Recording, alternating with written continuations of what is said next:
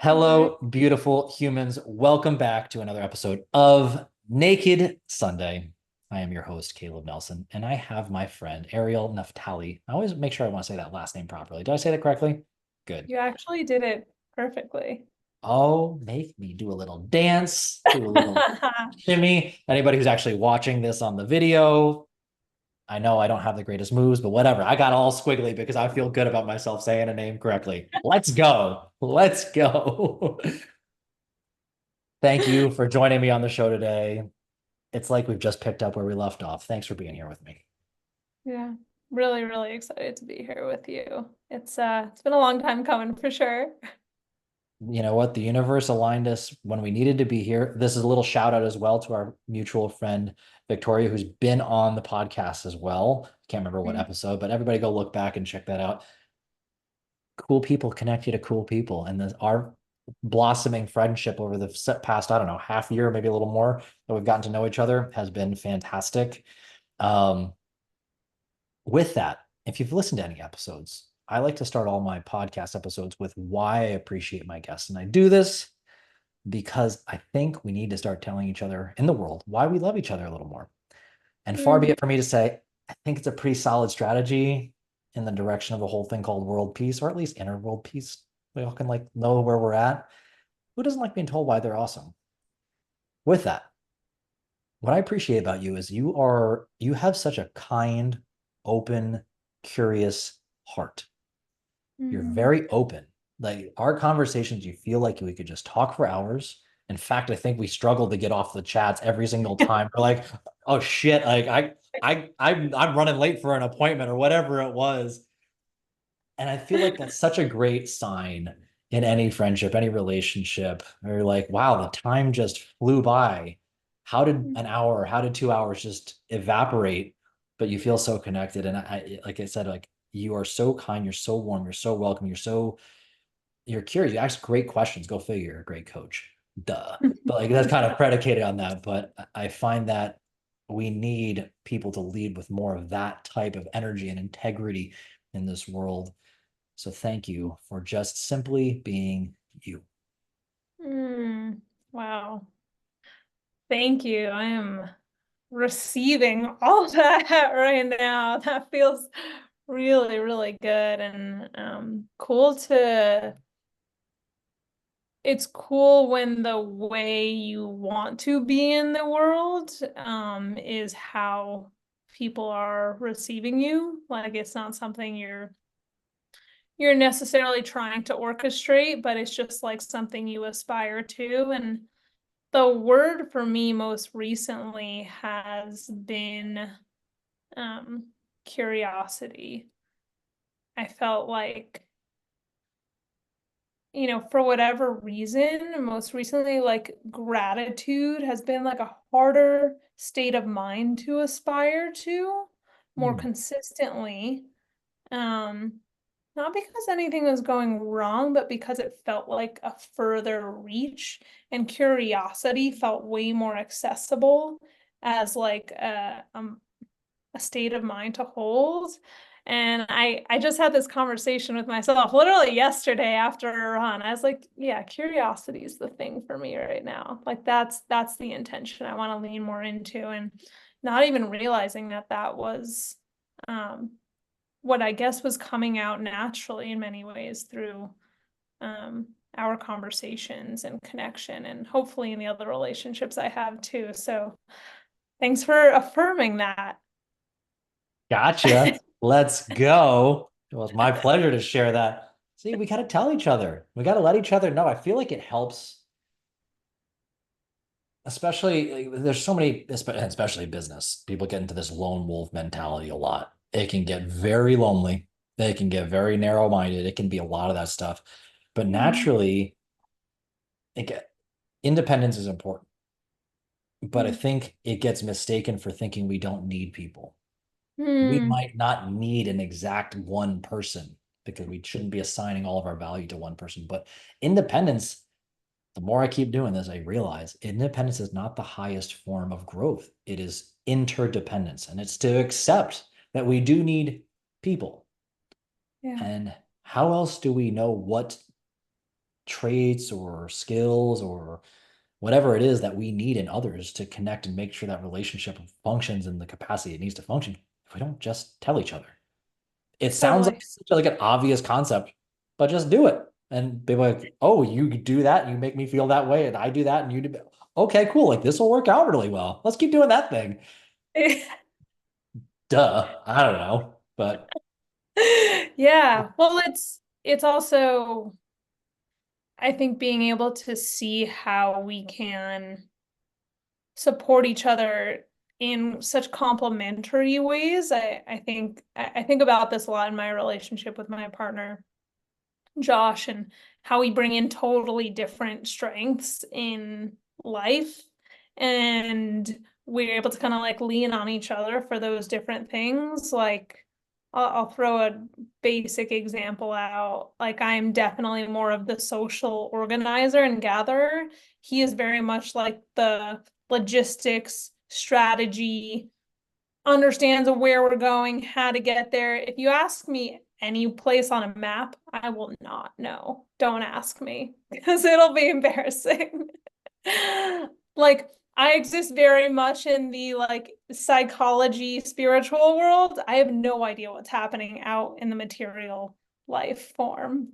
So Josh helps me find that grounding and balance in life. And I think there can be almost, at least in like the personal development and coaching space, this emphasis on like being in a growth mindset all the time. I also think it can be really freeing to like accept the things that you have a fixed mindset about and accept that in the people you're in relationship with. Um, for instance, in my relationship with Josh, like me learning how to like do directions, definitely have a fixed mindset about it. And it's also like I'm okay with having a fixed mindset about that. For now, and maybe that'll shift, but we get to support each other in those different ways. And that's not just our relationship, that's in other friendships too. Like you were saying, um, you find those complementary dynamics, and just because you want to grow as a person doesn't mean you need to be having a growth mindset about every facet of your life. I think that pressure can be really heavy. I want to lean into that a little more because you said the word freeing, and I agree with it 100%. In the what kind of resonated me with on that is so many people try to be everything to everyone at all times, Mm-hmm. which inevitably leaves you with zero boundaries, zero sense of self, zero integrity to who you are and what you're best suited to do. Right. I do love that you left openness for flexibility. Should a relationship change? Should the dynamics change? And I typically find that in a lot of relationships, partnerships, like one person was maybe the during one phase of their relationship, like one was the financial breadwinner, stable with that kind of thing, while the other one's kind of exploring. Then maybe those roles switch, or like, you know what, I'm good on my thing now, but my partner will is kind of looking for that next evolution in their life, and all of a sudden that role shifts. It can be very complimentary in that energy there. As you're saying it, I'm also laughing at myself because I am the least bro that it gets to be because my wife, this is last week or 2 weekends ago from whenever we recorded this. She wanted me to hang these fucking shelves. She's not, she listens to zero podcasts, so I can say this freely without getting in trouble. Um, I almost put a hammer through the wall just because I was so annoyed doing this, in my mind, this meaningless fucking task because I don't like doing construction shit. And I will claim to be real dumb. And she remembers this. Ultimately, she always like, she started just stop asking me and she just starts asking my friends to do construction type of things. She's had like her work husbands put car fluid, whatever stuff into the car for her windshield wiper because I'm just like, I don't know. I play really dumb in the beginning and then I am actually dumb to it. And I'm like, she doesn't ask me anymore. So it all worked out. So It it all all worked. works out. I don't want to do those things. I might be able to be smart enough to figure them out, but damn it, I don't want to be burdened with those tasks. I want to know who's damn good at and loves who loves putting the damn windshield wiper fluid in the car. Let me find that person and I'm good. I'm gonna go back to living my life. I'm gonna go think about, spirituality and the ethereal. I'll go and talk to you and Yes, we'll hang out and talk about 100%. float around the clouds together. So when you said that, I was like, girl, I understand you. I am here with you. Liberation. Yeah. Liberation. Liberation for a fixed mindset. You thought you were coming here to grow and to learn. We're actually just here to affirm having a fixed mindset. Oh God, dangerous. Danger, Will Robinson. Before we go too off down that path, let's make sure we clarify some things here. Let's you know yourself better than I. So Ariel, Mhm. please with the share for the audience. Who are you? Oh man. Good You know, wind you up. think, yeah, that's a, you'd think that would be a straightforward question, but it's identity is such like an interesting thing. I think like different moments in our life, we try to attach our sense of identity to different titles and roles that we hold. Like, who am I? I'm an entrepreneur. Was an employee. I'm a contract worker. It's like talking the professional realm. Well, all those identities were true at different times. I'm still an entrepreneur, but I mean, is that really who I am, or is that just a role that I take on? I'm I'm a daughter, I'm a sister, I'm a partner, I'm a friend. You know, really, I'm not any one of those. I guess you could look at it like two different ways. It's either, I'm not any of those identities. I'm just like the energy, the consciousness that gets to inhabit those different roles at different times. Um, or I am all those identities and they just flow into each other and I'm not just one all the time. So, and maybe you're hoping for a more direct response to who are you, but I've been thinking a lot about this identity uh, question and to kind of like the fixed mindset conversation, even sometimes identifying who we are, or putting a label on who we are it can be helpful and it can also be really limiting.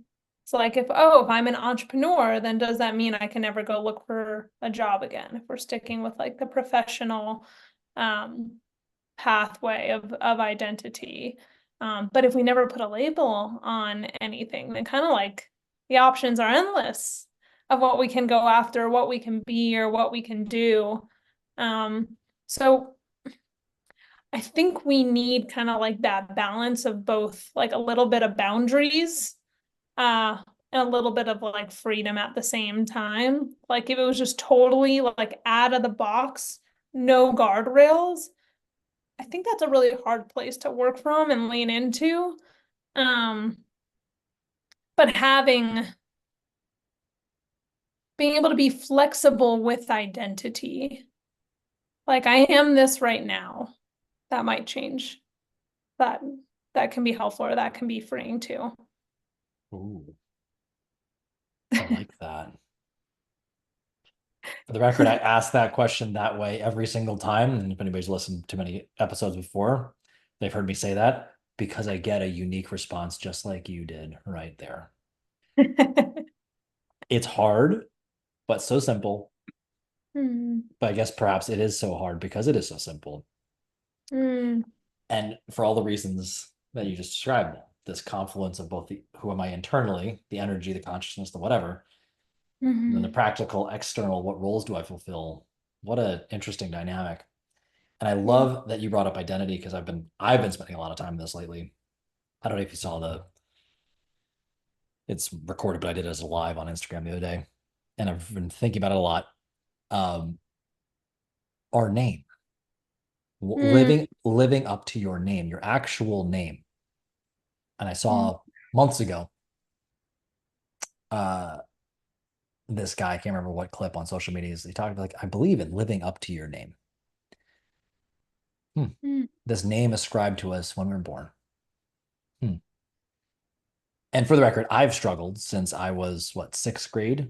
My teacher, I think it was so English or social studies, whatever it was. He went up to the whiteboard, chalkboard, what it was chalkboard back then, wrote, "Who are you?" on the thing, question mark, bah, came back mm, around, leaned up on his desk, crossed his arms, and goes, "So, who are mm, you?" mm. This is 20 some odd years later. I am still talking about it. In fact, I sent him a message on Facebook, I don't know, maybe a year ago, thanking him for this.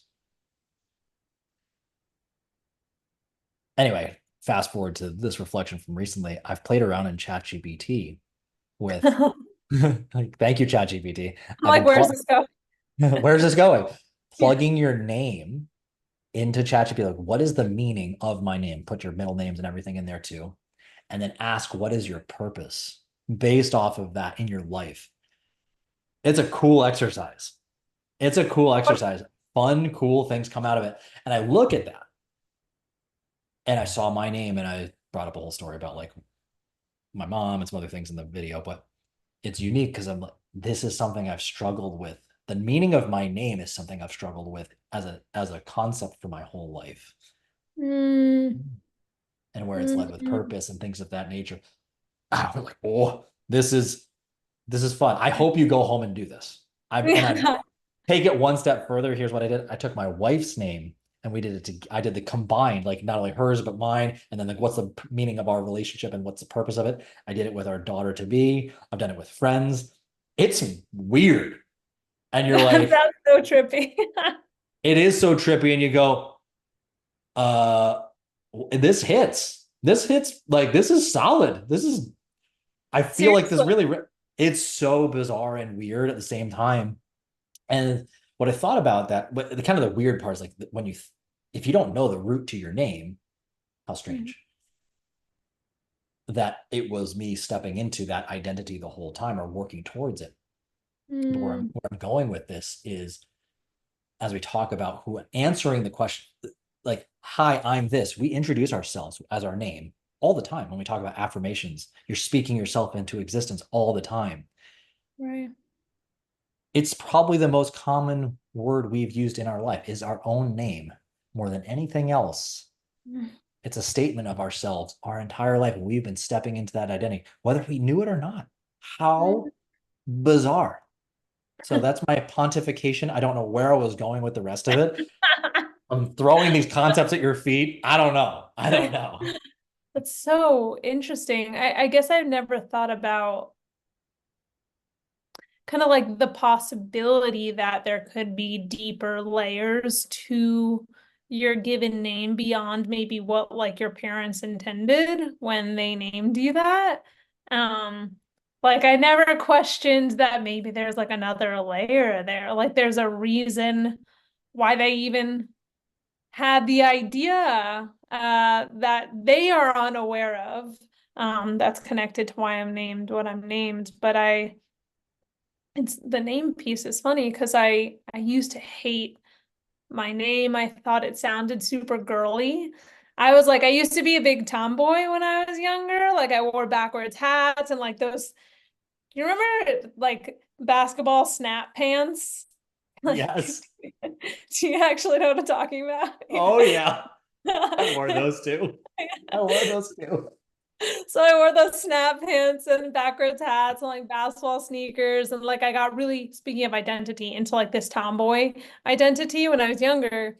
And I really hated the name Ariel because I thought it sounded really like flowery and girly and like fluffy. And I wanted like a more stereotypical, like I don't know, sporty name. But I would say as I got older and definitely like little aspects of maybe that tomboy, you know, connection. I mean, here I am sitting in my workout outfit, like sweaty with my hair up. So yeah, that hasn't totally gone away.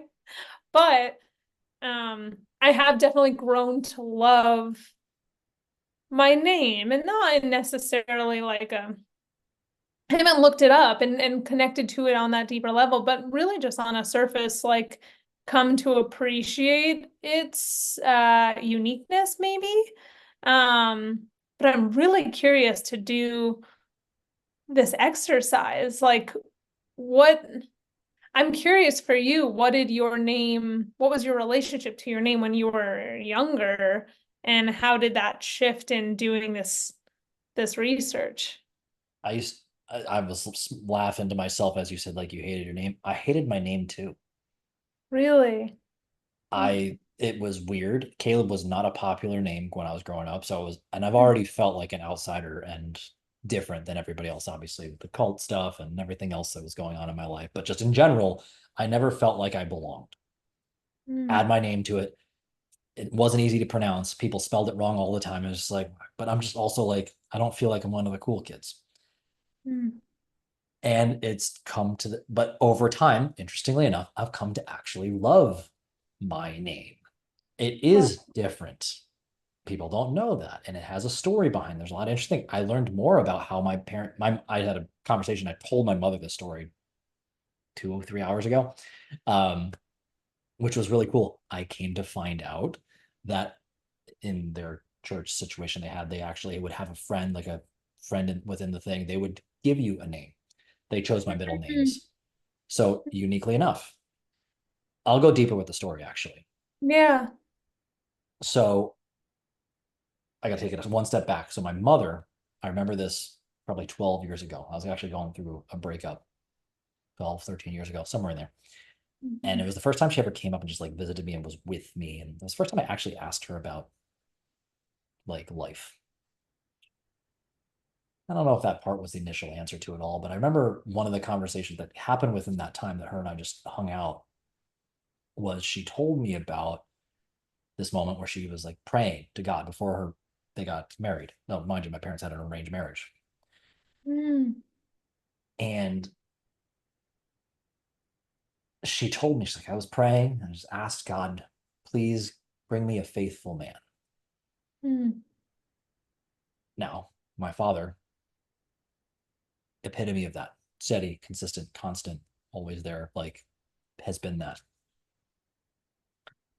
Fast forward, let's go through all these things. Through my entire life, I have struggled and have actually been quite admirative of my mother and her faith.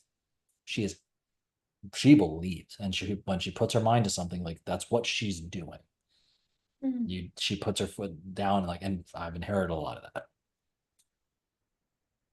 I don't know why, but maybe a few months ago I looked up the meaning of my name. I completely forgot. I looked it up again the other night. And this, I woke up in the middle of the night at the time of this recording. It's what, July 23rd when we're recording this is maybe a week and a half ago. Woke up at like 2 o'clock in the morning, couldn't sleep. For whatever reason, dawned upon me. I'm gonna look up the meaning of my name. Caleb means faithful. Now, what's crazy about this? I didn't know about this till today because I asked her, like, so why were you choosing my name? She's like, actually, we didn't choose Caleb. My middle names they chose, and obviously my last name, because I have two middle names and they're family names. But Caleb was chosen by another friend within the faith, and they're not even friends with him anymore. They don't haven't talked to him in probably 23 years. Might even be the guy might even be dead. The irony of the thing I've struggled with and admired in my mother that she gave me was this thing, and here I am in my life where when I think of faith, when somebody comes into a coaching relationship, I've come to realize that all that coaching really is, when you really strip away all the bullshit, is you're helping somebody get closer to who they are, helping them define who they are, their identity, but they can't see it, Mm, which is to take a step in that direction is to act in faith. And I have struggled to define who I am and what I do because it's a very ethereal thing. What is mm, it? We're going to sit here, we're going to talk about some things and things are going to get better. Yeah, kind of, maybe, whatever. And it's hard to say you're going to be the holder of the space because it isn't necessarily visible. It's not really tangible, but the results of that ethereal relationship that connection to something deeper, spiritual, soulful, Mm-hmm. is that to go down that path is to believe, it is to act in faith. So that kind of closes the whole loop on the interesting circle that has been this story. It's Right. blowing my mind because I'm 37 now and I'm like, what the? I'm just having some of these revelations. What's going on here? Um, and I don't even know where I started with, but that's been some of the like the most, as I'm talking about this living up to your name thing. Who am I and where am I going? Like you can't, I've come to realize this. Maybe you're familiar, obviously, probably with Simon Sinek and Start with Why. Yeah.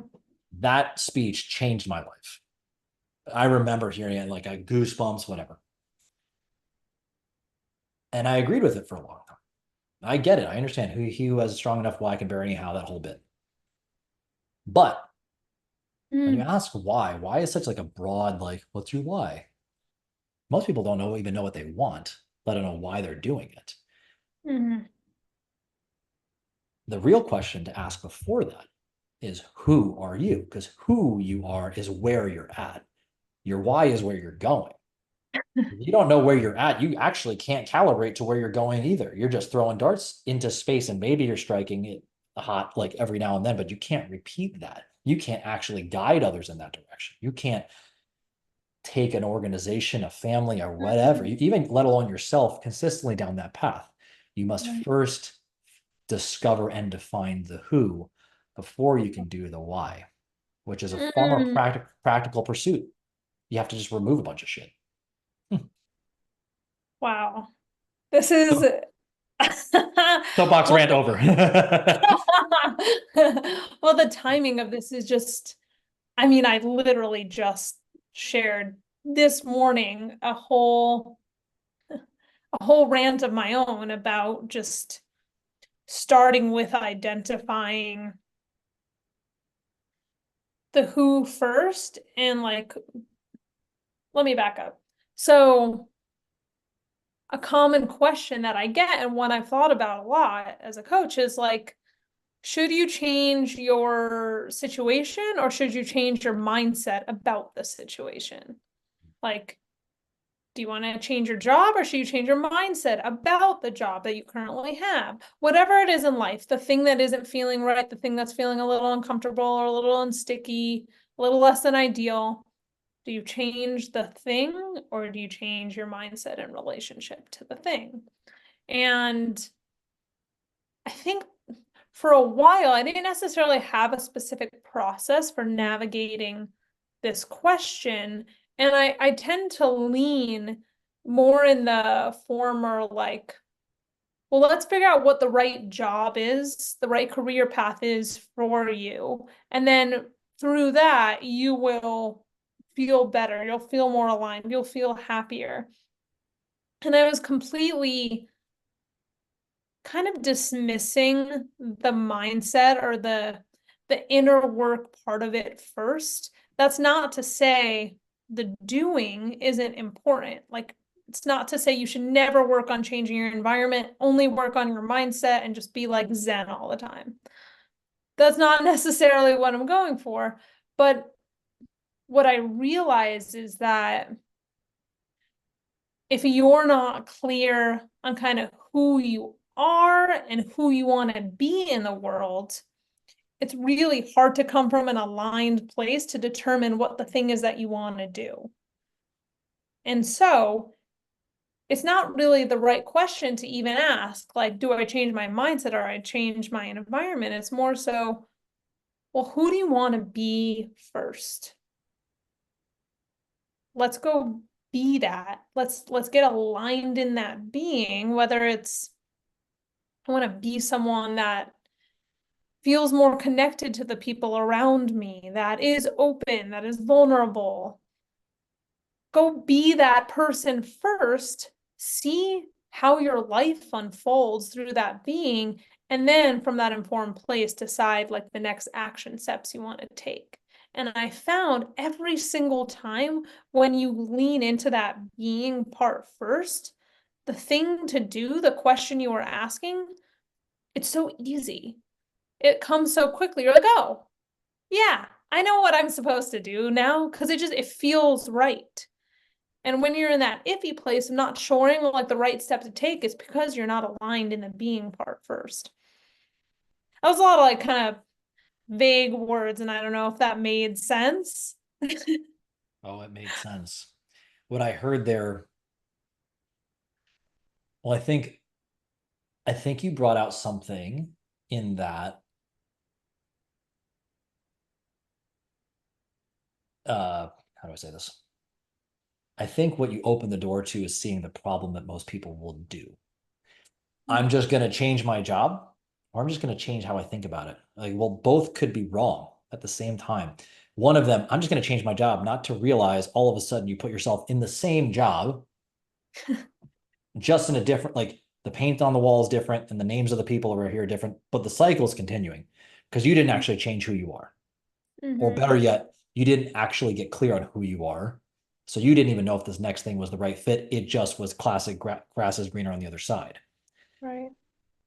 And if you had actually changed who you are currently in your own environment, perhaps it actually might be the right environment for you. You just were in an incorrect relationship with your current environment. So Totally. if you don't change that, the other one.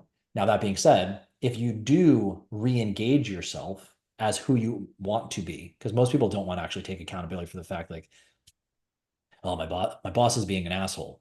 Well, you're not realizing you're behaving exactly the same way as your boss is behaving upon you, probably at home in your marriage or to your friends or your kids, health, even to your health. It's so hard to notice our own hypocrisy. And it takes usually someone to be like, hey, you know that you like it's usually our wives or somebody else or significant other, like, so you remember how you're bitching about what your boss said to you yesterday? And like, blah, blah, blah, blah, blah. And like, how do you think that just felt when you did that to your kid or to me? And they go, oh shit. Ugh. So like it's not even an informed thing to say, am I even arriving at the way I want to? Now, that being said, after you've shifted your relationships and that environment doesn't change, Mm-hmm. yeah, then you realize, okay, you're actually more clear on exactly why the current environment's not correct. So Exactly. you're making the appropriate decision. In that, I've heard the quote, change the people or change the people. Either change the people around you in terms of help them evolve into what they can be, Mm-hmm. or eventually, yeah, like those people no longer need to be in your inner circle. You must change your environment to reinforce the identity you really are looking to do. But without the informed decision you were talking about from Mm-hmm. creating a better relationship internally, Yeah. it's not going to happen. And I think most people jump to the first one you're talking about, like, let me just go change my job tomorrow because it's more money and this and that. It's like, great, you got locked into more pressure because now it's more money and more expectations and blah, blah, blah, Mm-hmm. like goal and handcuffs kind of situation. Totally. And the other one is just like, I'm just going to continue to wallow in like victimy things, like, but they still never changed. Well, it's because you didn't actually really change. You just tried to be a little happier and threw some breath work tactics at the thing, thinking I Yeah. was going to solve all your fucking problems. Like, nah, bro. Like, you need to actually address the real things and Yeah. make some space.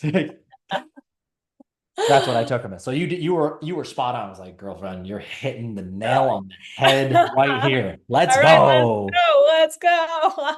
Let's go. Oh man. Yeah, I mean the mindset pieces, I think like a lot of us are getting, I mean, myself included, in getting trapped in kind of like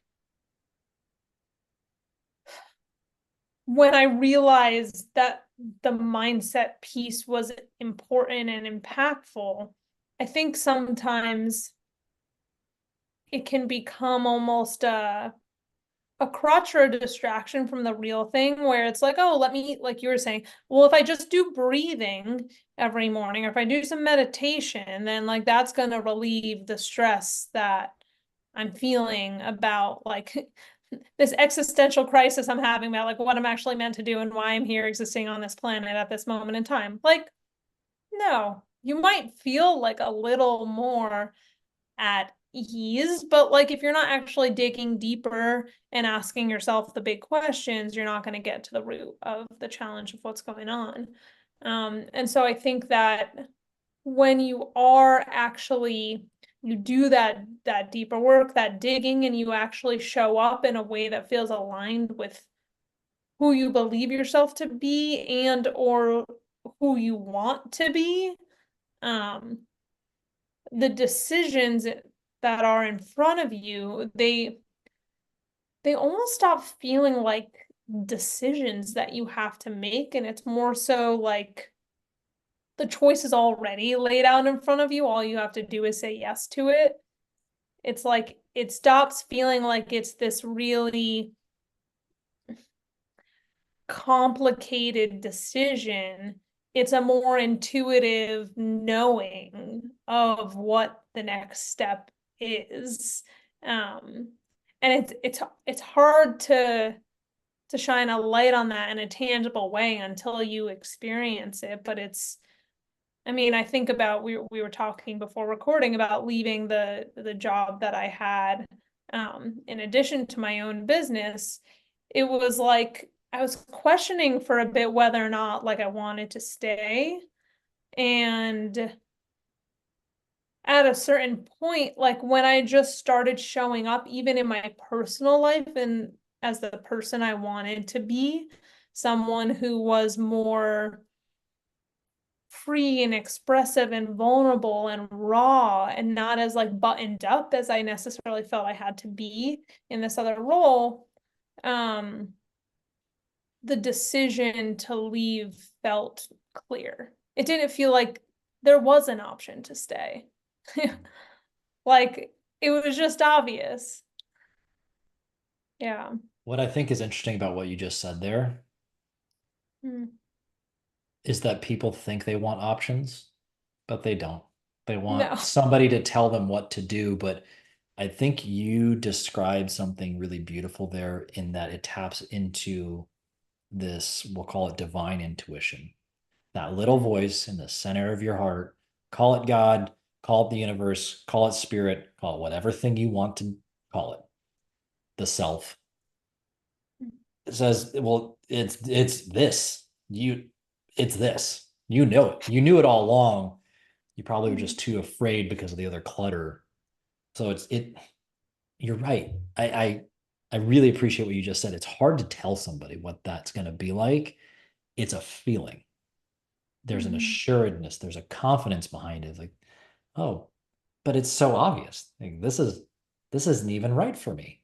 Not that it's bad, it's just not right for me because of the things I espouse and the path I want to go. And not only how where I want to go, it's how I want to get there.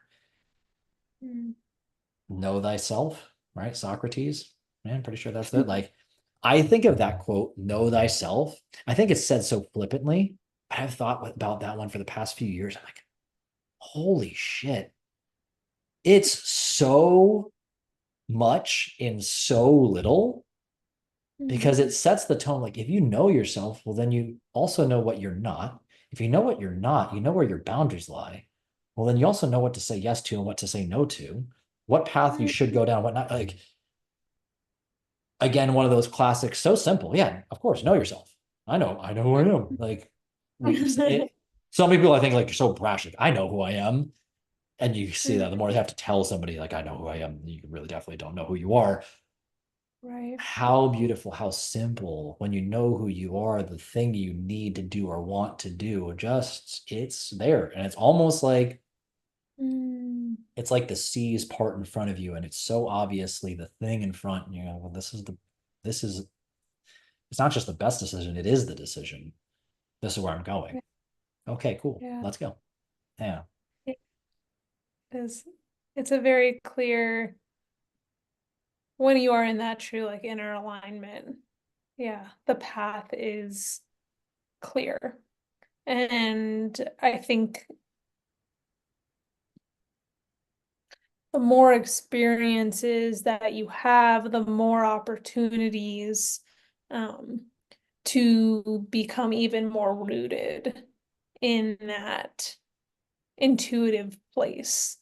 Like the more, at least I believe, like you unravel to get closer and closer to who you are. Um, I think I feel like people tend to have like different perspectives on this. I kind of like the unraveling.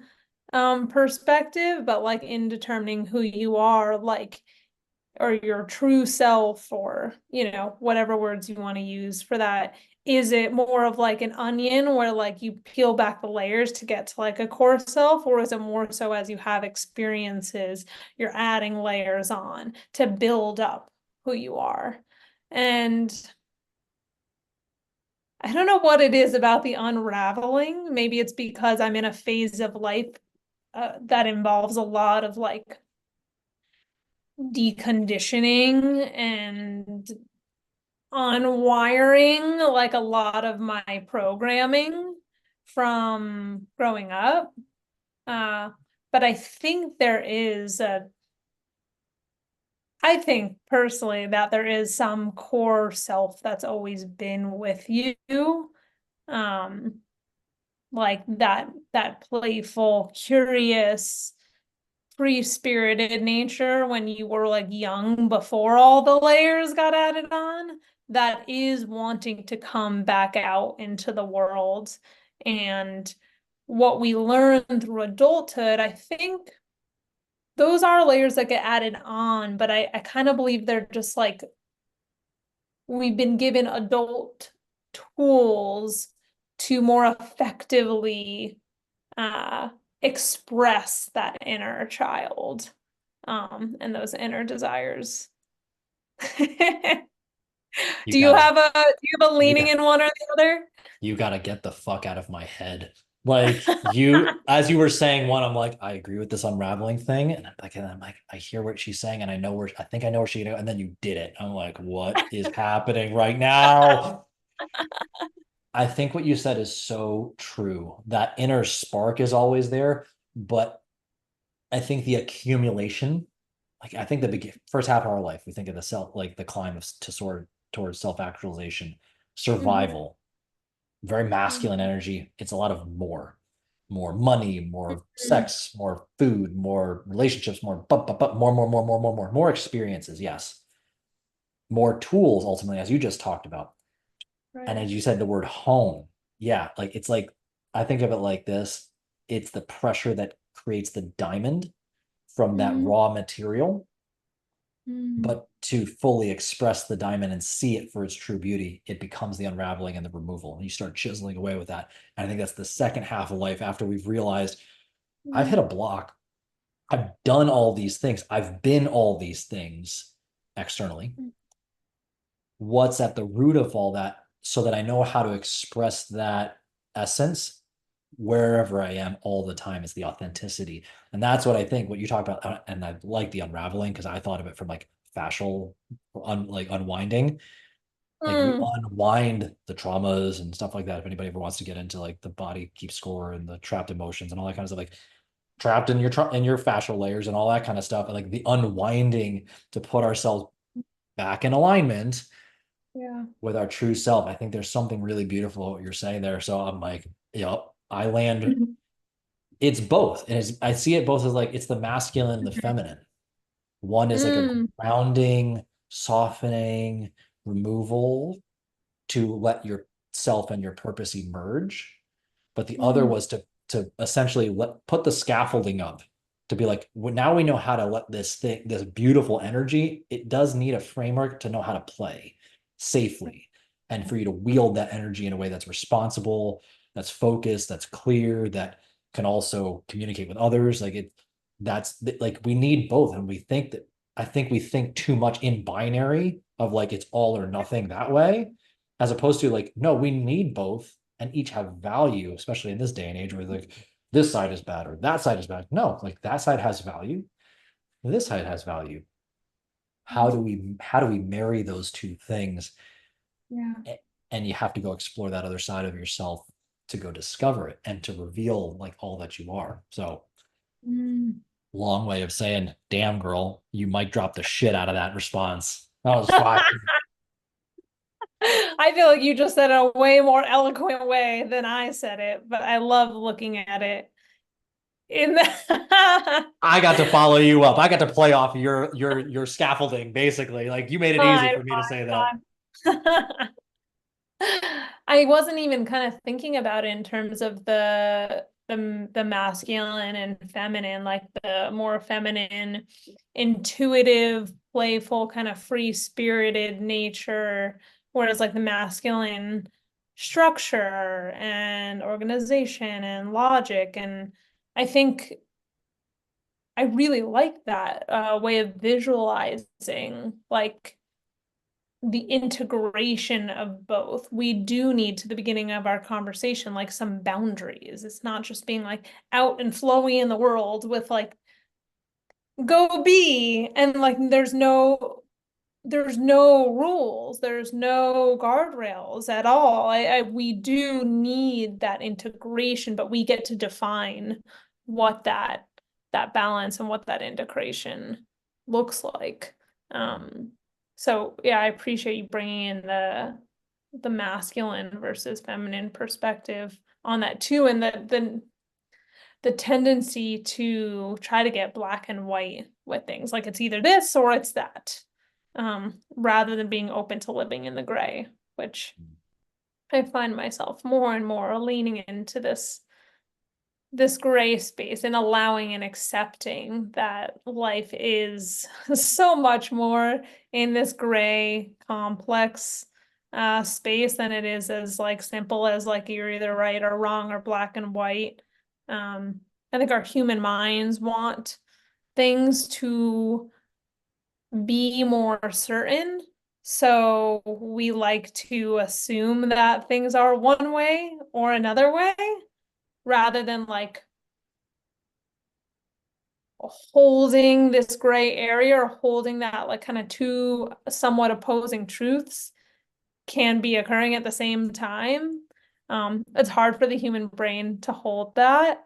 But at least, when I'm honest with myself, that is the reality of life. It's it's a hypocrisy all the time. You're right. It's hard. It's really hard. How we got to get here. Like, how'd you go down this path? I mean, you talked about like you're unwinding some stuff from your childhood, I think, which is really cool when everybody finally is like, it's not so much as even unwinding it. I Yeah. definitely am at a place in my life where it's not so much about, which I think a lot was like people get in therapy, like they just go talk about their problems and they just perseverate and like, but no, like what would happen if you made peace with it? What if you could Mm, extract the diamonds from it, mm, leave the darkness in the past, untether yourself from that, but you can have an appreciation for your past, for what it's taught you. mm, The unwinding, I think, is the place where we do that. And from that, we realize like, it's been honing our sense of purpose and direction. Whether we wanted to give it credit for that or not is another story. I mean, obviously, clearly, anybody who wants to think, realize I'm jiving with the things you're saying, namely because I acknowledge in you, damn, you got some coaching skills. So anybody who's listening, everybody, this is coaching fucking skills that you have to be able to sit with these concepts that she's sitting with everybody. She's fucking good at what she does. That's okay. Proclamation. That's a certainty. I will hold true to myself right now. How'd you get here? Like this is not, it's definitely not for the faint of heart.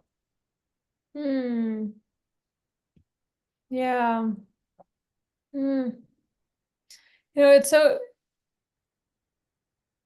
I think so much can be answered, not to lean in like the way of looking at things is who you are was like already formed at childhood. But I do think that so many people's paths forward can be um shown to them by the things that lit them up when they were younger, maybe the things they did or didn't give attention to. And for me, I was always the friend that was paying attention to other people's energies and emotions and trying to tune into like what people needed in certain contexts or social situations. I loved bringing people together. I loved trying to harmonize between people and trying to think about like relationship management at like a super young age. And I was the friend that people would come to, to talk about their problems, or whatever challenges they were having. Like I was the friend that was there to talk about it. And I never really thought that was a skill at the time. I definitely scored much higher in like the EQ world than the IQ world. And, we don't get rewarded in middle school and high school for having high EQ, or in college for that matter, for the most part, in, traditional settings. And so, kind of like, I didn't really think about it. I kind of pushed it aside, and I had moments where I thought about like, maybe do I want to become a therapist? And I kept kind of fighting against that desire because I knew I liked being with people and understanding people at like a core level and trying to understand what they really wanted. Um, but I didn't necessarily resonate with maybe like the more traditional model of psychology that's around diagnosing and fixing what's seemingly wrong rather than the idea of looking at what's right and optimizing that. And eventually, I did kind of come around to, I mean, it wasn't until I was maybe like 20 23 that I started really acknowledging this skill set that I have and wanting to hone it in a real way and in my professional life. And I ended up finding this like unique branch of psychology called performance psychology and or sport and performance psychology that's used with a lot of professional athletes and elite athletes. That's all about human flourishing and not necessarily as much about like disease and diagnosing and fixing what's wrong. It's more so like how can we optimize what's already going well. And I'm trying to like highlight the main pieces of this journey. I think I realized, even through pursuing this new path in performance psychology, I ended up getting my master's degree in that. Um, it again, to your point about the tools, like I got all the tools, but all the tools just ended up being supplemental to the thing that I was good at in the first place. Like I didn't become a good coach because I got my master's degree in some discipline of psychology. I'm a good coach because I've just been a coach my whole freaking life. I've been coaching everyone in my life.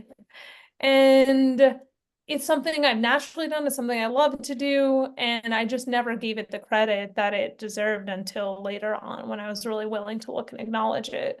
And so, yeah, I have all these like other credentials, but those are really just so supplemental and just such a bonus to who I already naturally am. And maybe to circle it back to the beginning question of like who you are, I heard, do you know Jerry Colonna? You heard No, of him? no. Okay, you're gonna have to look him up after this. So he's like, they call him the CEO whisperer. He's kind of like famous for making CEOs cry.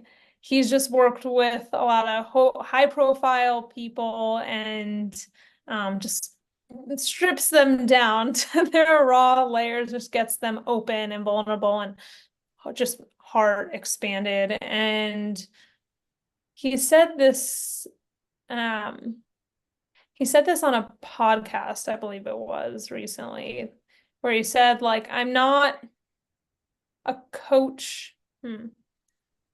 I didn't choose to become a coach as a career. I already was a coach, and my profession just emanates from that.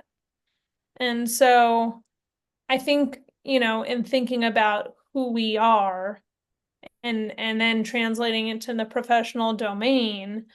Um, I really love that idea of thinking about like who are you already and how can what you do professionally or otherwise emanate from that rather than trying to like choose a title of like what you do and then fitting yourself into a box of that title. I feel like who I've always been is a coach, and now I just have put a label to it. Um, and allow myself to express that professionally, personally. However, um, it's a very long-winded story of how I got here, but that's the gist. I loved it. I loved every bit of it. Again, reaffirming the tools are meant to enhance the experience, not the other way, not to be the experience. Right. That's hard to realize, though. I think a lot of it, especially if you highlighted something there that I would like to believe, especially listeners that I talk to about this stuff, the EQ element of their life. When we're younger, it Mhm. is not, it is, there's not like a monetary score that somebody can put on it. You can't slap job title on there other than what they're kind of coming up with now. And on top of that, like the often the monetary value that you create, the return on investment is very hard to be like, that's the exact person who caused all of that. Because the ripple effect of the impact for one person to talk to change one person's life internally, the way somebody shows up more confidently in themselves, sets better boundaries, has better energy, sleeps better, has deeper relationships at home. How do you quantify that? Mhm. That's really hard to do because we're so much in this like, I plug this many marketing dollars into this vehicle and all of a sudden, boom, it pushes this much out. But you get into higher level branding, all those big brands is more like, I just want brand awareness. I know it's going to come back to me in the grand scheme of things. I just need to be in front of people. The authentic version of us needs to be in front of people. But it's scary because like you got to make sure like does the flywheel keep spinning? Very, Mhm. very difficult. And what came to mind while you were sharing that part, you ever watch the show Suits? Yeah, yeah, Maybe love you it. remember this episode. There's that episode where what's her name? She had to fire a guy. That was essentially her Oh, first task. Yeah, you remember this now? yeah, was it um the woman that Harvey was with, the secretary, or was it the head She's of the involved. She's involved in the scene, but it was this new. I think she had just got promoted under uh, what's his name? Lit. What's his name? oh, Stephen or Lewis Litt. Lewis. It was promoted under Lewis or into the and under the paradigm. Whatever this, she's like this blonde attorney. She was promoted to not partner, but something senior associate or something, senior partner, something in there. Hmm. And they needed to cut something in payroll or something along those lines. They're like, we need to cut somebody. We need to fire somebody. And they said, you can fire anybody on this thing except for this one guy. And she's like, but his performance is the lowest by all measurable metrics and this and that. Da, da, da, da, da, da, da, da. He's like, no, no, no. I think Lewis was like, you can't fire him. Anybody else. She ends up bringing it. Here's all the data and here's all the stuff. He, by all metrics, he sucks comparatively. She goes ahead. They have a whole spat. She fires him. Donna swoops in and goes, I'm going to educate you, essentially. Donna, for anybody who's listening, is like the mother hen of the whole place. Yeah. Donna brings her in to the pen, the pit, whatever they called it, wherever all the associates, the lower level, whatever Mhm. are, Yeah. walks in there and she's like, where does this guy sit? She sits right there. Okay, cool. Who's the best performer in this room? Points to like one side of that guy's spot. Who's the second best? Oh, the other one over here. Who's the third? Oh, All of a sudden, she starts to realize, like, did you know, more or less, I'm paraphrasing, but like, you realize that this guy was in the center of all the people? Yes. And that sticks with me. I've been wanting to write a blog post about it, but she's like, you couldn't quantify his personal deliverable. He might not be the best lawyer, but you know what he is in terms of billable hours. He's the best teammate in this room and brings the best out of all these people. That's Mm, why he's the asset in the room. Collectively, as the team, his skill set actually brought out the best of everybody else. He was good enough at the other stuff, but not the best, which is the important thing to think about here. And I'm talking more like now in global leadership stuff, because I think a lot of people, when they're good mm, at things, you're probably very, very good at a lot of like very specific things, but it probably doesn't light you up the same way as somebody who's like, I'm the best salesman. A lot of salesmen, they can't move to leadership management thing. They're like, I can eat what I kill, but you make me lead people, nails on a chalkboard. They actually suck at it. mm, Whereas somebody who's usually like the second or third actually is the better leader because mm, they have the other elements of leadership. It's rarely like they're best suited to oversee the whole thing. So where I was mm. going with that was like, that's kind of the energy. Like it's hard because until you visually put them around it, like, well, who's been the person who's always around everybody and why everybody's happy all the time? Who's the locker room guy? Why does everybody just seem to be performing their best?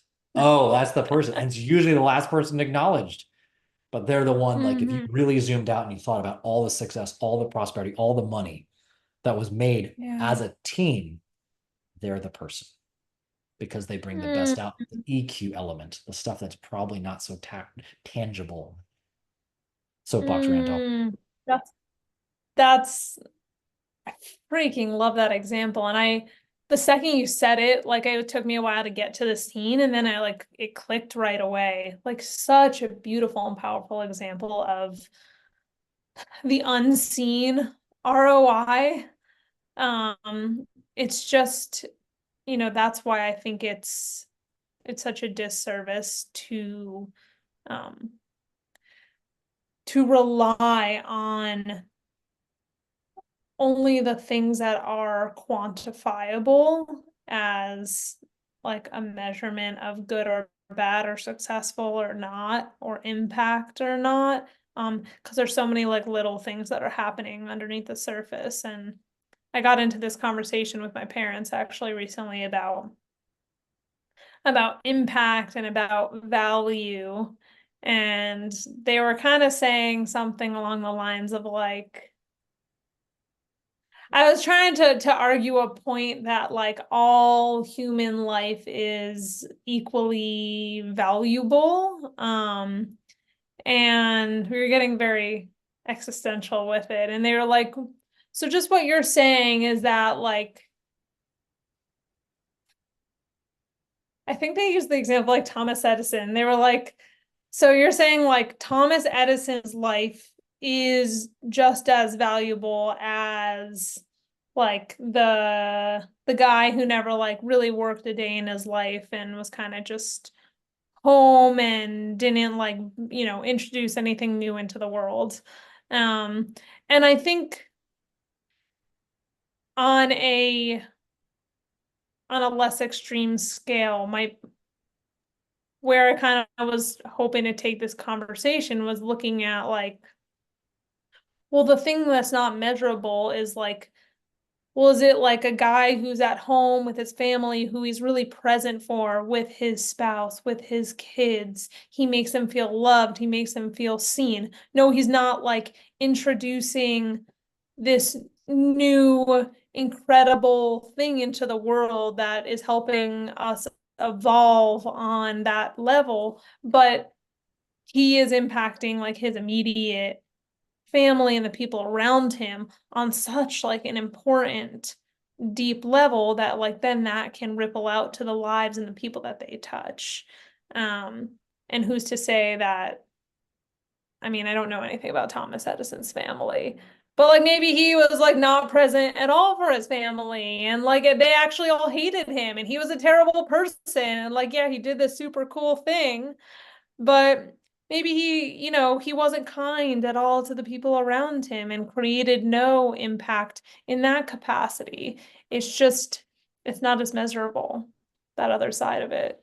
What you just hit on, I think, is considering that I just learned this because it's the first time I actually looked at the stats on this podcast. 80% of the podcast listeners are women. And of that, I think 80% is like late 30s to mid 40s, somewhere in there, which I also know I could dive a little deeper because I talked to some people. They're all moms. So where I'm going with this is let's what I know I've seen, especially with coaching, primarily moms. Mhm. What's the ROI? And I know this is a Gary Vee thing. He goes, "What's the ROI on your mom? Who was the person who made you those sandwiches and gave you medicine when your tummy was sick? Who made you not feel alone at night? Who made sure you got a good night's sleep? Made sure you got to school at night? What's the ROI? Who was the person who made sure the whole family stayed together when shit went sideways, so that all of Mhm. everybody else could go off and do their jobs?" Mm. And it's hard because then they think about shifting into the professional world often. They go like, but I don't have this degree, or I didn't get this certification, or whatever the fuck this thing is. And I'm like, you've been the COO of your fucking family for however long. And by the way, your calling card on how what your success metric is, your kids are still fucking alive. Like you, poor human being, dealt with your shit, kept a human being functioning, and they're living in the world doing something. That if that's not fucking valuable, shout out to all the moms who are listening right now. This is my deepest love and appreciation for you. If that's not valuable, look in the mirror and like yell at yourself because that's fucking ridiculous if you don't think that's valuable. What you just said, we just basically replaced that guy, that bum, whatever they you said before. It was like, Mm. no, you're not a bum. You have value, you have substance, and all of a sudden you quantify that. Mm. And you know where this is going. I have a friend probably 4 or 5 years ago, and I was like, here's a way you can ROI this thing. She was talking about some project she did. And it was like, when did you come on? And then what was revenue after X amount of thing for the way this event ran? Mhm. Yeah. And she never did any direct sales, nothing. She didn't do any of it. But I think they had like increased by, I don't know, let's call it $100,000. I was like, that's your ROI. You did that percentage increase on somebody's top line revenue. And it felt like nothing because you just shut up every day and just were yourself. People got Mm. along. You basically played class mom to everybody else in this place, and everybody felt safe and felt loved and felt safe, secure enough that they could keep Mhm. coming back to work every day and doing their best damn work. They felt safe enough to challenge themselves to do the scary things that were going to drive the revenue, but they were secure and safe in who they were at home base, quote unquote, as I'm doing that. That's Mm. hard to tell people that that's incredibly valuable, but I feel like coaching is ultimately that. Let me like remember you can feel safe in who you are. Let me remind you who the fuck you are because that person Mm. knows what they're doing. You are not all these other labels. You just develop the skills don't going down those chapters in life. That was your certification. You were short order cook for your cranky 3 year old. Mm. You were, you know, Mm. uncertified nurse for the boo boos. You were whatever, all that kind of crazy shit. Whatever. I was makeshift artist for the class project. I Mhm. was. I'm gonna Mm. stop there because hopefully we all get the point where I'm trying to make it right now. But I think Yeah. what you highlighted there was how it's hard to, let alone. I'm leaning into more of your concept here, the very ethereal, esoteric kind of conversation. Like, how do you quantify the emotional ripple effect of even being a failure in life? Were you the Mm. example that inspired somebody to not be that? Mm. Hmm.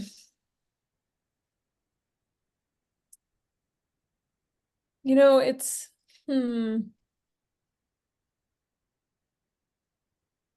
I'm hopeful that, that the way we educate people, not just traditional, like in a traditional education system, but just like the way we parent, the way we are friends to people in the world. I'm hopeful that like that dynamic is continuing to shift and evolve to um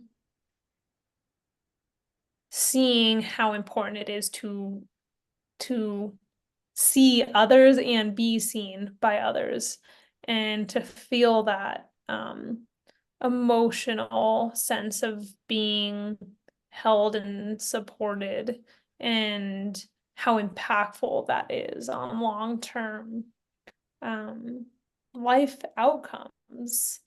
And I'm more than happy to be an example for anyone who feels like maybe they don't strike as high in the category of um, IQ related skill sets, but it's more so on the EQ level. Like that shit matters. That shit matters so much. And it may not be as obvious, but it's the glue. It's it's the glue. Yeah. Mm, damn. I could talk to you all day, but I'm looking at the time. I'm like, man, I gotta be respectful of our time too. Um, the glue. Mhm. Let's shift gear because I feel like I could go down that one for miles. Yeah. We're gonna get to our fun questions. We're gonna have to clearly do another Yeah, podcast let's do at the it. point. Fun questions, and I think you're gonna really like the first one. Question number one: what sports or creative activities did you play when you were younger, and how did you play them? Hmm. Huh. I've actually thought about this connection before and using it in some post or like metaphor for my work, but I haven't done it yet. I played a ton of sports. I played soccer, softball, basketball, tennis. I was a gymnast. Um, Soccer became my main sport. And how I played it, this is so funny. I I would consider I played offense and I was not a big goal scorer, but I was a big goal assister. I loved passing. I loved giving people the opportunity to score, but I never liked scoring the actual goals as much myself. And, at the time, I thought it's because I wasn't as good. And I thought I was more of just like kind of like a side support player, like I wasn't a star. But that continued to be a theme throughout my athletic life, was like being the assister. And I see now, in terms of how I play in sport and in life, I freaking love being that person to help other people score and the things that they're going after in life. I love being that behind the scenes, like just firing you up, helping you feel empowered to go after the things you want. I don't need to be the one that's getting the recognition and the credit. I don't need it. I love being the assister in life. So that's how I played. I also super into art. Like I love drawing, and just like creating. I love drawing like more imaginative representations of things that I saw in the world. And to our whole conversation, it's something that I kind of like put off as like something that wasn't important, something I couldn't have a career path in. So I stopped really investing in it in like after high school. And then now, come around, I have my own business and I'm building a brand, and all those artistic skills are coming back, and in how I want to like visually represent the things I'm communicating. And it's just been so much fun to be able to dive back into that skill that I once thought was like, not important. Yeah. I hope you are acknowledging the smile on my face as a like, I told you you were gonna like that question, and you basically answered the reason why I asked the question. But for everybody listening at home, I'm going to reaffirm why I asked the question. So in college, I studied kinesiology, and one of the classes I took was on play. And I Mm. did not acknowledge its significance at the time. But essentially, they were saying the way you play, we'll call it sports, is very indicative of how you engage in life and how you solve problems, which is a creative endeavor, right? So problem solving is a creative endeavor. So everything you just said, basically, you are a facilitator for success, and Mm, especially when you described your art, the ethereal. How do you put shape and form to something that doesn't necessarily have shape or form? So mm. inevitably, you have been yourself all along. How cool. How poetic of this episode for everybody to be listening to this Wow. one. Holy shit, right? Wow. I thought about that connection, but like that really how you play in sport is how you play in life, how you Don't worry, show up in life. I'll send you that transcript afterwards whenever I get done editing the podcast and you can play around with make your blog post from that or just the clip, whatever you need, because that's going to be a cool post. It's going to be a very cool post. Loved it. I loved how you answered that. Thank you. Question number two. You're Hmm. stranded on a desert island and you get to bring one movie and one TV show with you. That's all you get to watch for the rest of life. What is your desert island movie and show and why? Oh man. I'm I'm gonna go with the first things that came to mind, though I don't know if they would be if I like really sat down and thought about it. The first movie that came to mind was was Spirit. Um, do you know like the animated movie with the horse? With the horse. Spirit, the horse. It's like okay, look it up. It is one of my favorite animated movies of all time. It was like I watched it when I was younger, and I watched it less than a year ago. Still just as good. Um, it's just like a movie about your inner spirit and strength and pushing for the things that you really want. Um, but it's just really beautifully done, and there's almost no words in the whole movie. It's all like communicated through facial expression and like nonverbal cues because it's an animal and the animal's not. It's not one of those animations where the animals talk. The animal, well,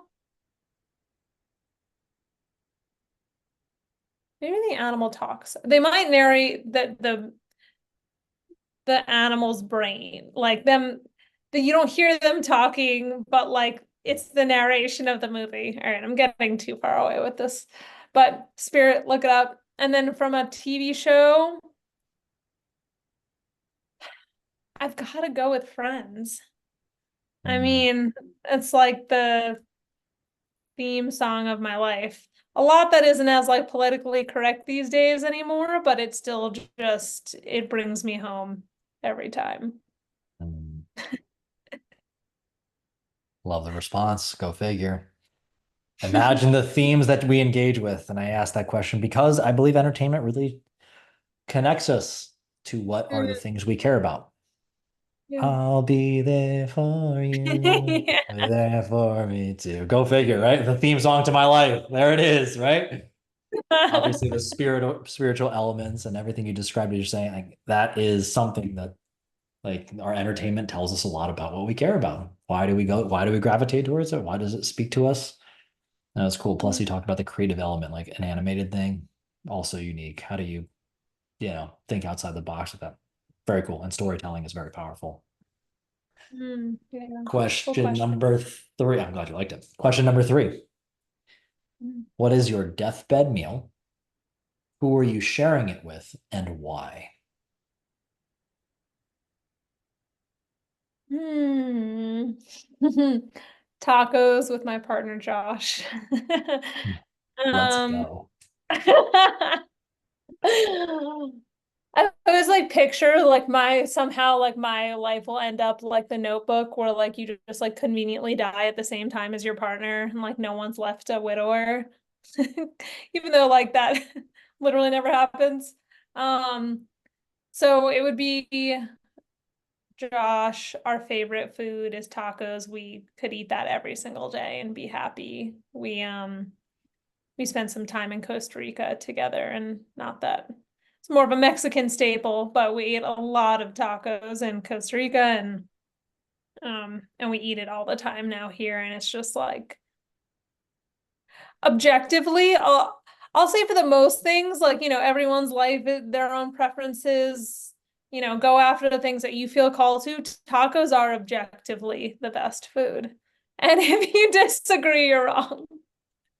That's a fair argument. I'm kind of with it because you can do a lot. I feel like sushi and tacos are kind of the same wavelength because you can like Mm. dress it up however you want. Hmm. There's no limits. It just is, you know? Yeah, you can do a Love lot that. with tacos.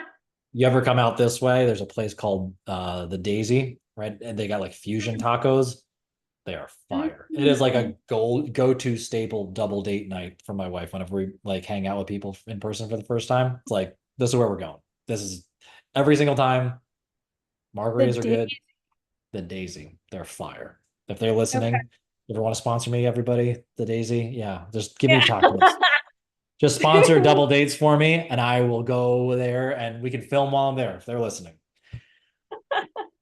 Here's the reason I love why here's the just want to be sponsored to go and live my life and just have people record me doing whatever the fuck I'm doing wherever I'm going. I'm fine with that part. Just it. like just let me eat and drink and be merry and I'll be happy. That's it. Um, simple choice. Reason why I asked that question. So number one, which is cool because he is your partner, your family. I believe that world peace is going to be solved one family dinner at a time. And there's something really powerful about that. And especially if that's the thing that you connect with consistently, that's something about it that makes you feel like you're at home, makes you feel safe, makes you feel there's a reason why they call it comfort food, right? Secondarily, the deathbed part. This is a little play on, or at least a evolution of why I ask this. I ask a lot, like, who's holding your hand on your deathbed? A few years ago, and this is the reason why. A few years ago, I wrote this speech for my because I officiated my youngest brother's wedding, and the speech is called the window and the mirror. And so it goes. Mm. I started with the eyes are the windows to the soul, but what if it's something more? General premise I have throughout that is that especially in coaching, right? You're supposed to give them the perception that you're looking through the window, but you're actually just holding up a mirror. You're showing somebody the highest version of themselves. You're looking into their soul, but what you're really seeing is the higher version of who you are. And on our Mm. deathbed, and the speech ultimately I say, when you're lost, look right back into the soul of your partner because you'll Mm. find your way again because they believe in you. They're standing by you. They're showing you where you're at. And I elaborate that now in my life. I'm like, who am I around? Who am I seeing in myself right now? Who am I in this person I'm sharing this experience with? What are they teaching me? But on your deathbed, the people, if we can choose to be there with that person, Mm. especially, I think it also brings clarity. Like, who's there on my deathbed? Oh, well, if that's the person I want there, I better go spend more time with that person because that's all that's going to matter anyway. But the other part to Mm. that is they are the reflection of the pursuit of the highest version of yourself in your life. And I think there's Oh. something really beautiful to that. So him being your partner that you've been growing a life through, I think is really cool. Mm. Yeah, that's I love that reflection and that reasoning behind asking the question. And it was also cool to just get asked that and to reflect on it because I it's the first time I ever thought about like who would I want at that last moment. Um, and it helps affirm like, where I'm at and the choices I'm making in my life, who I choose to spend my time with and why. So yeah, thank you for that. I'm glad you like it. Wrapping all of those three questions in a bow, the reason why I do those three questions is my way of sharing love for the people I'm here with. And I say this because when I was younger, my father, he worked a lot. Ironically, he's an artist. So we talked a lot about art and creativity today. He would travel a lot for work to sell his art. at these craft shows and whatnot. But I always knew he loved me. And it was because every 4 to 6 weeks, we would do a boys' night. Go figure. Having a boys' night, we talked about this before, is sacred ground here in my adult life. But Mhm. we would go out, like I said, once every 4 to 6 weeks. We would go to the Sports Authority, talk about doesn't exist, I don't think, anymore. We'd wander around, talk about whatever, talk about sports shit, whatever things sports I was playing at the time. We would catch a movie and we'd have a bite to eat together. And those are my ways of sharing how I felt love through life, keeping that going right now. So thanks for going on that little journey with me there. Yeah. I love that. Hmm. Wow. I'm just a sensitive guy here, talking about my feelings and such, and trying to love on the world, the people I care about. It all started at a sports authority. And also, yeah, yeah, yeah, in many ways it did. This has been so awesome. I didn't even come in today with any expectations other than like I know this is going to be awesome. That wasn't even an expectation. It was a certainty. But this has been so much fun. If somebody's listening right now and they're like, I need more of this incredible human being in my life. She's awesome. She's so insightful. I want somebody who's going to facilitate more success and be in my corner while I'm, scoring the goals or whatever. What'd be the best way for somebody to get in touch with you and connect with you? Hmm. Yeah. You can definitely visit my website if you want to kind of just learn more about the work that I'm doing. It's performwithpurposecoaching.com. Also, like honestly, you can email me. My email is Ariel. I'm sure you'll include some link for people. It's Ariel at performwithpurposecoaching.com. Yeah, if you're curious to just learn more or to talk, I love meeting new people. I'm in a big transition or evolution in my business and in my life, and I'm really excited to kind of bring that next level energy into my coaching work. So yeah, please don't hesitate to reach out. Would this be a good time to share about a retreat that Sure. I'm leading? If When's anyone is that? interested. When's it happening? Uh, I'm leading a women's retreat this September 26th to 29th in the beautiful Colorado mountains where I live. And it's like a chance for women who want to get more connected to that sense of being who they want to be, who they are, and allow the doing to flow through that. So if that's of interest at all, we have 2 spots left. It's almost filled up, but we've got 2 spots left. It's coming up. So if you got any interest in that, give me a shout as well. Love that. Yes, everybody, that's going to be in the show notes. So if you didn't write any of those things down, don't you worry. Just click on the links in there because I'm lazy too, and I would not have written it down. I would just wait for somebody to tell me where to go click on a link and just jump me ahead to that point. It'll be there. I promise you. That's gonna be a cool retreat. Um, Let me know what else I can do to support with that. We can probably chat a little more about that too.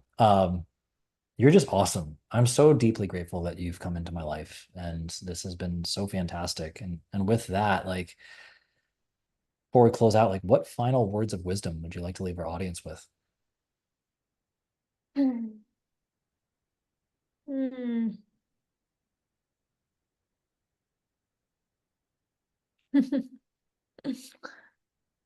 Well, first, thank you for holding this space, for doing this work. You are just, really, really tapped in on so many different levels to the spiritual, to the practical, to helping people feel seen, um, to bringing the energy and the fire and the fun and the playfulness. So thank you for that. It's been like this has made my day. 100% made my day. And Damn, if you're trying to get me to cry on a whatever day it is of the week, Tuesday, somebody's listening on Sunday. I don't man, I'm already emotional. I'm already on the threshold with the baby on the way, getting me in the feels. Oh, I would say, mm, Words of wisdom. I've I've gone through so many different personal mantras over uh my life. I think the first thing that just came to mind for me right now is just allow allow whatever is happening in your life to just be for a moment. Or find like especially things that might feel like uncomfortable or painful right now. Um, the resistance to that just creates so much more suffering. And so allow whatever you're moving through, allow, and then, you know, you can take action from there, but truly just allow first and foremost. That's the wisdom I need for myself um as of late. So yeah, I hope that's supportive. It works. I love it. I know somebody's going to get some value from that. Mm. We have spanned the heart, the soul, the mind, and everything in between today. I am so, like I said, deeply grateful for you wandering into my life through a mutual friend. This has been so much fun. I can't wait for our next conversation. I'm just so hyped up to just continue to build this friendship. I'm excited for the work you're continuing to do, but it sounds like you're really stepping into a new level of self-expression through your work. And I know so many people are going to benefit from that. And so I'm so happy for you. It's incredible. And I know that people are going to benefit so much from it. So everybody who's been tuning in today, go check all those links out. I promise you they'll be there.